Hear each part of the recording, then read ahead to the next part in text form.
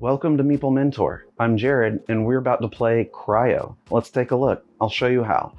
Feel free to pause the video as needed to follow along with your copy of the game. My goal is this video can not only teach you to play, but can also be shown at the game table to help set up and teach the game at your next game session. As part of that goal, I've added chapter timestamps in the description to the different sections of the tutorial to easily recap relevant rules for you. Make sure to subscribe and hit the notification bell below the video so you don't miss any of my latest content.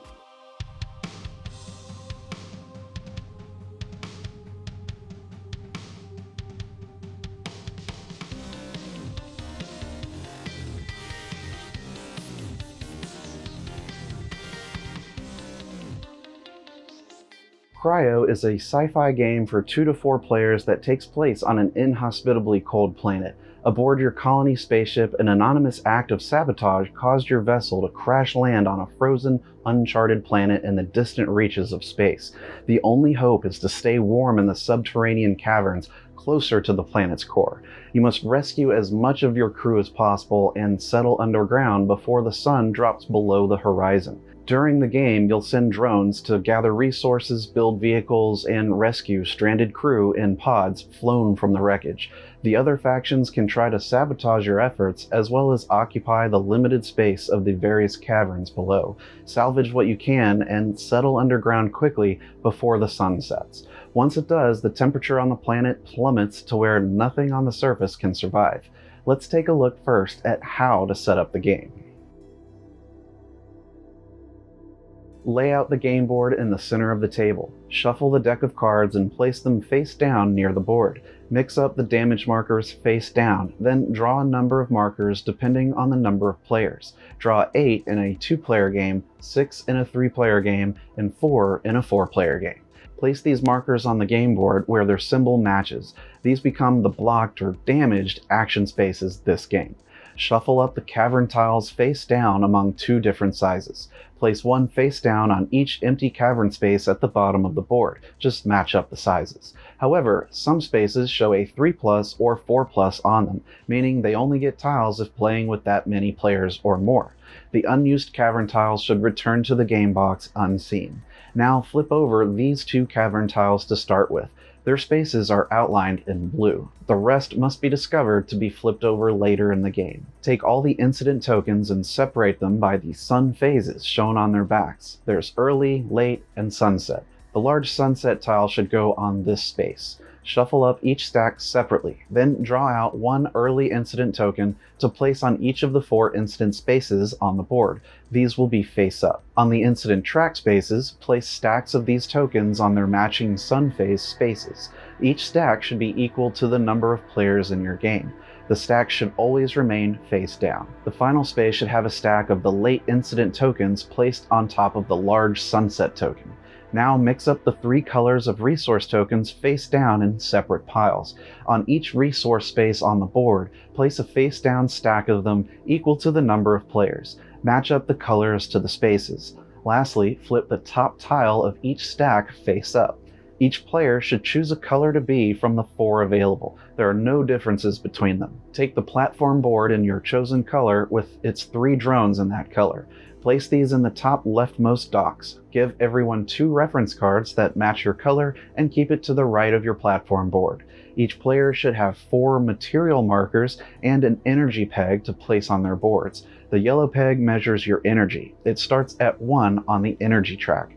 When gaining or spending energy, just move the peg up or down. Place the crystal marker, organic marker, and tech markers in their tracks at the bottom, starting at the 1 space. Place the nanite marker at the 0 space. Each of these markers is moved forwards and backwards to gain and spend the resources.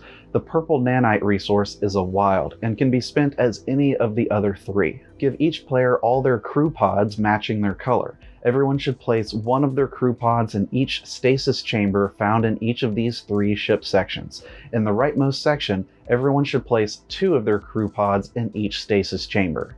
Randomly choose a first player for the game. Then going clockwise, you'll give extra starting resources for the second, third, and fourth players.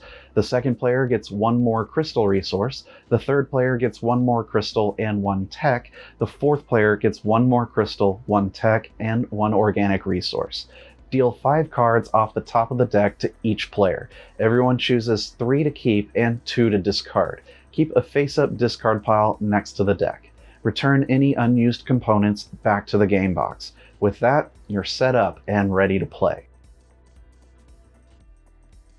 The game starts with the first player's turn, followed by each player clockwise, turn after turn until the end of the game. There are no rounds to speak of. A player turn can either be a deploy turn or a recall turn. Deploying means you move one of your drones from your platform board to an empty action space on the game board. You'll get to take one action of those adjacent to your drone. A recall turn means you collect any or all of your drones from the game board and return them to your platform. After resolving each of these returns, you'll choose an incident token from the 4 that are out and resolve it. Then the next incident token is revealed and put there in its place. Always take from the top of the leftmost stack. This becomes a game timer. Once all of these have been placed on the game board, any player can choose to trigger the end of the game by choosing the large sunset token as their incident token during their recall turn. It will be the last one to be placed. The game will end at the end of your turn.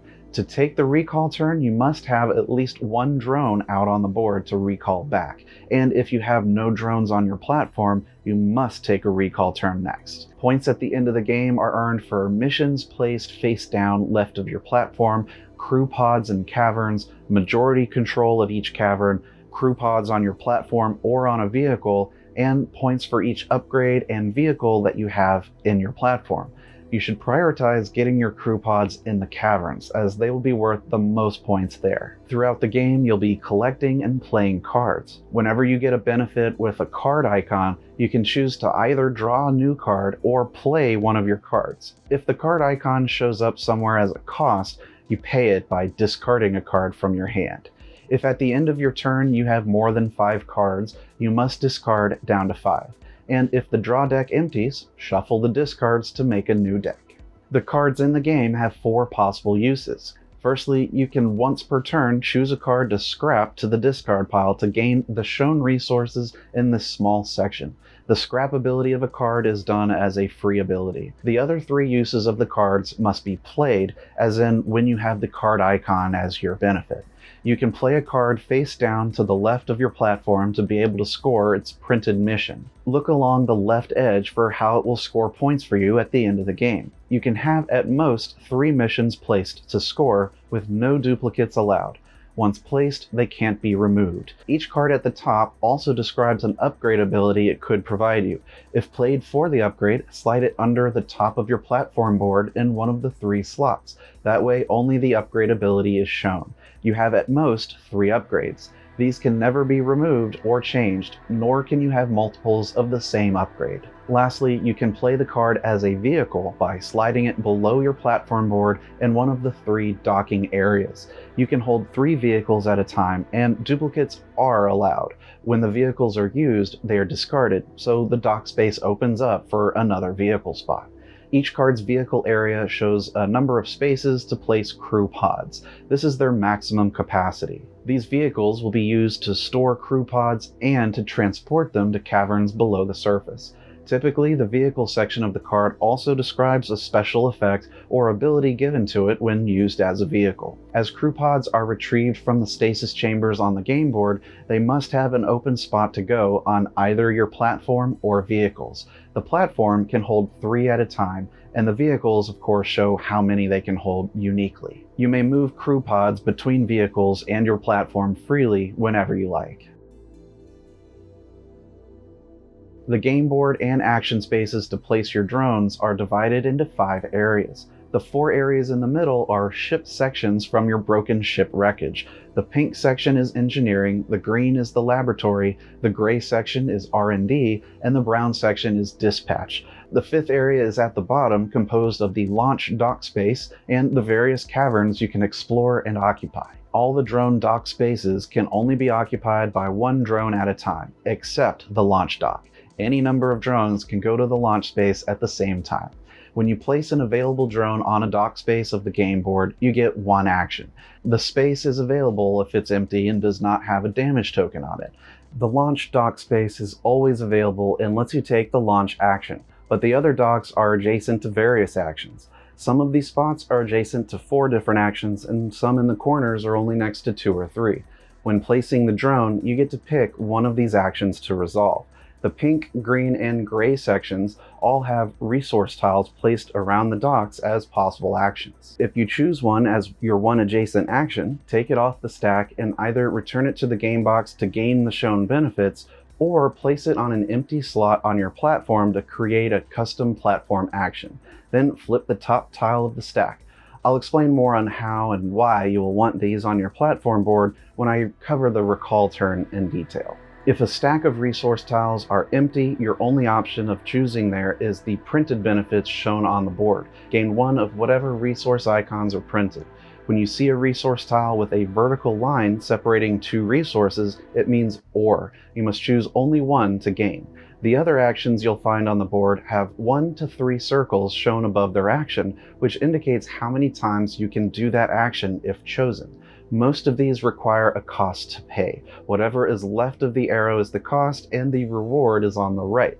All 4 ship sections of the board have your crew pods that you'll need to retrieve. Each section has 1 or more action spaces that lets you pay to remove crew pods from it.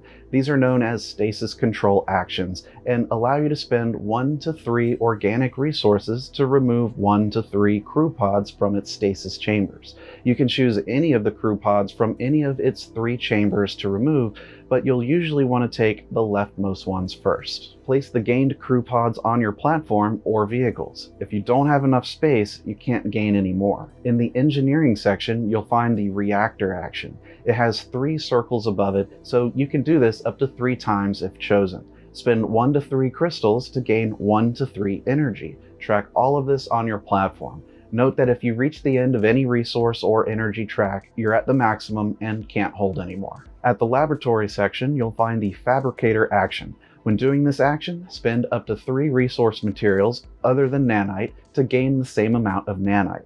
The nanite is the wild resource, so it can be quite valuable. At the R&D section, you'll find the computer action space. When doing this, you'll spend tech to gain or play cards. Since it has 3 circles above the action, you can spend up to 3 tech to do this. You must announce how many cards you're drawing and how many you're playing before you begin drawing.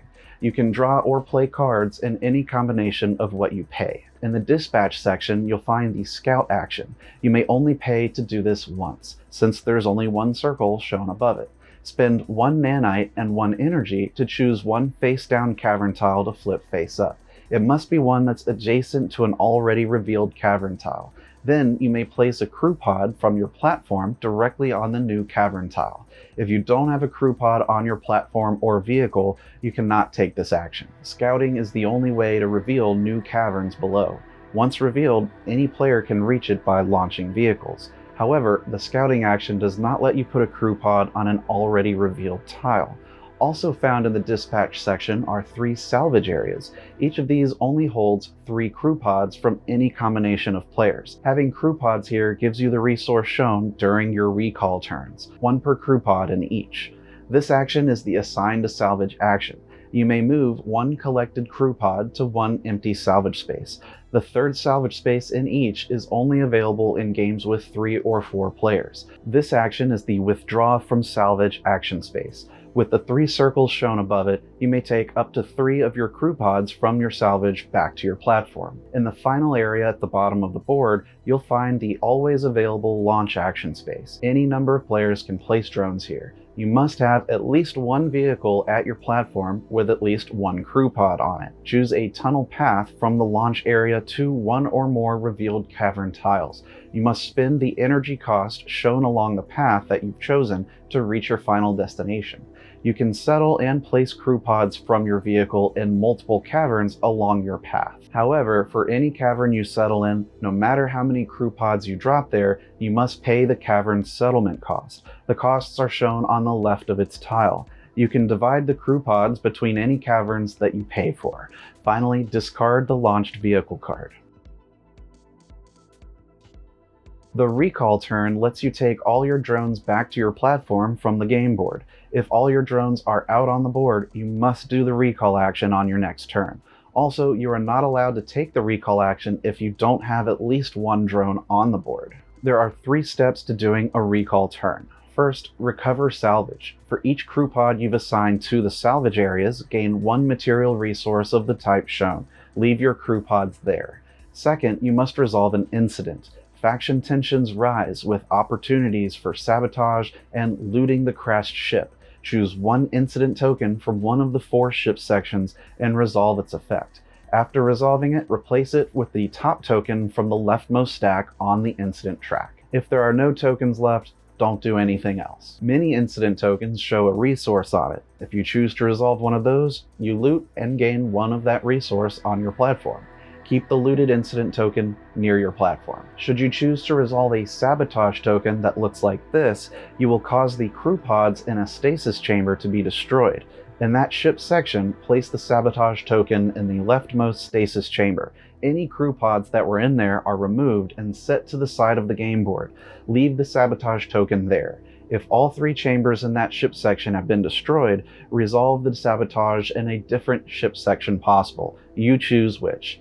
If someone resolves the large sunset incident token, the temperature plummets and causes everything on the surface to die. The game will end at the end of your turn.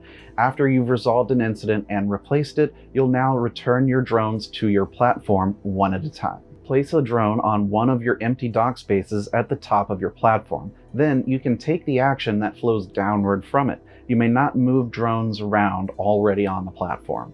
Each one has actions, but are incomplete at the start of the game. Resource tiles will need to be added to the empty spots. Once all of the slots are filled, the action can be taken. The first dock space has no cost to it. Instead, whatever resource tile placed at the bottom of the arrow is just earned for free when you return a drone above it. The rest of the possible actions will need to have a cost paid to earn the reward at the bottom. Whatever resource tile you put in it, that becomes what you pay when returning your drone there. I recommend placing a tile that has 2 resources with an or option, so you have some flexibility on what you can pay to gain the benefit. The 4th dock has no pre-printed reward, so you'll have to fill both spots with resource tiles. Whatever is on top becomes the cost, and whatever you place at the bottom becomes the reward. Docks 2, 3, 5, and 6 have preset rewards to them. Dock 2 lets you remove 1 crew pod from any stasis chamber and place it on your platform. You cannot take one from salvage or a cavern with this action. Dock 3 gives you 1 energy. Dock 5 gives you 1 nanite resource. The 6th dock shows the card icon, so you can either draw a new card or play one of your cards from your hand. Earlier, when I mentioned about the card rules, recall I said you can scrap a card once per turn to get its resources printed. The resource tiles placed on your platform may also be scrapped to earn their rewards. This is also once per turn, so you may either scrap a card or a resource tile during your turn to gain the rewards. Scrapped cards go to the discard pile, but scrapped resource tiles are out of the game. If you have questions on any card in the game, whether it be how its upgrade ability works, mission parameters, or vehicle abilities, check the rulebook on pages 10 and 11. They're all listed and detailed out there. The end of the game, of course, is triggered once any player takes a recall action and chooses the sunset incident to resolve. They get to complete their turn, but then the game ends. There is a second way the game can end, and that's if one player has all of their crew pods in caverns or they've been destroyed. This doesn't usually happen, but if it does, the game also ends. To score the game, grab the score pad and go down the list. First, everyone gains 2 points for each of their crew pods in a cavern. Then gain 1 point for each upgrade and vehicle on your platform. Next, any crew pods on their platform or vehicles earn 1 point each. Next, check your mission cards placed down next to your platform, if any. Based on their criteria, score the points for any mission cards you have. Remember, 3 missions is the max, and you can't have duplicates placed. Lastly, points are awarded for crew pod majorities in each revealed cavern. Each cavern shows 2 star point numbers, on top and bottom. The top is the points earned for the player with the most crew pods there. The bottom points shown is for the second place. If there's a tie for the most, each tied player gains the points shown for second place. no other players get to score it. Ties for second place don't ever score for that cavern. Whoever scored the most total points wins the game. If a tie, whoever has the most crew pods and caverns wins. If still a tie, they share the victory. Keep the rulebook handy and check BoardGameGeek.com for FAQs and extra content. The Meeple Mentor channel is now part of the board game community, the Gateway Network, made up of great upcoming board game content creators. The network includes Instagrammers, podcasters, YouTubers, artists, and more. Click the link in the video's description or head over to the Gateway Network's Instagram to find great new content. Thank you for watching this tutorial. Like and subscribe if you found this teaching helpful. Stick around to watch another Learn to Play video. And remember, teach when you can, but always be learning. See you next time.